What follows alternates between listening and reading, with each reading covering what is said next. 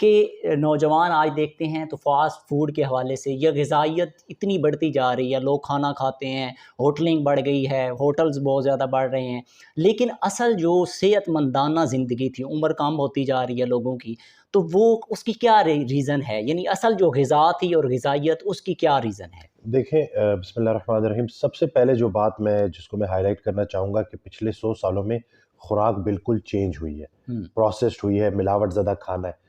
قرآن پاک میں اللہ کہتا ہے کہ ارشاد فرماتا ہے کہ میں ہی کھلاتا ہوں، میں ہی پلاتا ہوں اور اللہ ہی شفا دیتا ہے۔ تو ان کھانے پینے کی چیزوں سے جو خالص ہیں، جب بھی کسی چیز میں ملاوٹ کر دی جائے تو اس میں سے اللہ شفا، تاثیر، برکت اٹھا لیتا ہے۔ صحیح ہے۔ تو یہ جو آج کل اتنا بے دریغ خوراک کا استعمال ہے، نہ صرف غلط کھا رہے ہیں بلکہ بہت زیادہ بھی کھا رہے ہیں، اس کے علاوہ ایکسرسائز ہے کوئی نہیں، یعنی کہ تھوڑی تھوڑی دیر بعد نہ کوئی بہانہ چاہیے کھانے کے لیے۔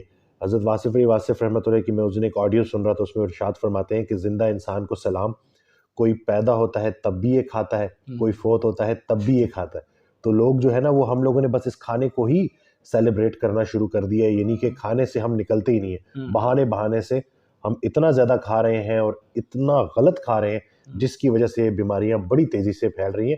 وہ بیماریاں جو 40-50 سال کے بعد آتی تھیں، اب ہم دیکھ رہے ہیں کہ 15 سال، 20 سال، 25 سال کے نوجوانوں میں بھی وہ بیماریاں پائی جا رہی ہیں۔ میں شوگر کا ذکر کر رہا ہوں، بلڈ پریشر کا، تو یہ بڑی کامن ہوتی جا رہی ہے، اور اس کی ایک بڑی وجہ خوراک کا غلط استعمال، بے دریغ استعمال اور ایکسرسائز کا نہ کرنا۔ اچھا، اس میں آج جب دیکھتے ہیں اسٹوڈنٹس یا نوجوان جو ہیں خاص طور پہ یونیورسٹیز کے، وہ دیکھتے ہیں کہ ہوٹلنگ کرتے ہیں، فاسٹ فوڈ زیادہ کھاتے ہیں، اور اس کے علاوہ کولڈ ڈرنک وغیرہ اور اس طرح کی چیزیں، تو آپ کے مطابق اصل غذائیت ہے کیا؟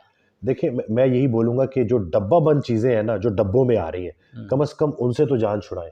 یہ جو چینی ہے، یہ جس طرح سے ملاوٹ اس میں ہوتی ہے، جس طرح سے یہ بن کے آتی ہے، کم از کم اس کا انٹیک تو کم کیا جائے۔ ٹھیک ہے۔ تھوڑا اس طرح سے میں کر لوں گا کہ ہر وہ خوراک جو قدرتی طریقے سے آپ کے پاس موجود ہے، انڈے کھائیں، سبزیاں کھائیں، دیسی گھی، مکھن، سرسوں کا تیل، زیتون کا تیل، اس طرح کی چیزیں کھائیں۔ یہ جو ڈبہ بند تیل آ رہے ہیں ڈفرنٹ ناموں سے، اس سے انتہائی بہت زیادہ سوزش بڑھتی ہے۔ ٹھیک ہے۔ یہ سوزش بڑھانے والے تیل ہیں، اور آج کل آپ دیکھ لیں کہ ہوٹلز میں انہی تیلوں میں کھانا پکتا ہے۔ تو بس یہی ہے کہ میں جو نوجوان ملت ہے جو مجھے اس وقت دیکھ رہے ہیں، ان کی توجہ میں دلانا چاہوں گا کہ آپ کوشش کریں کہ یہ جو ڈبہ بند چیزیں ہیں نا، ان سے بچیں۔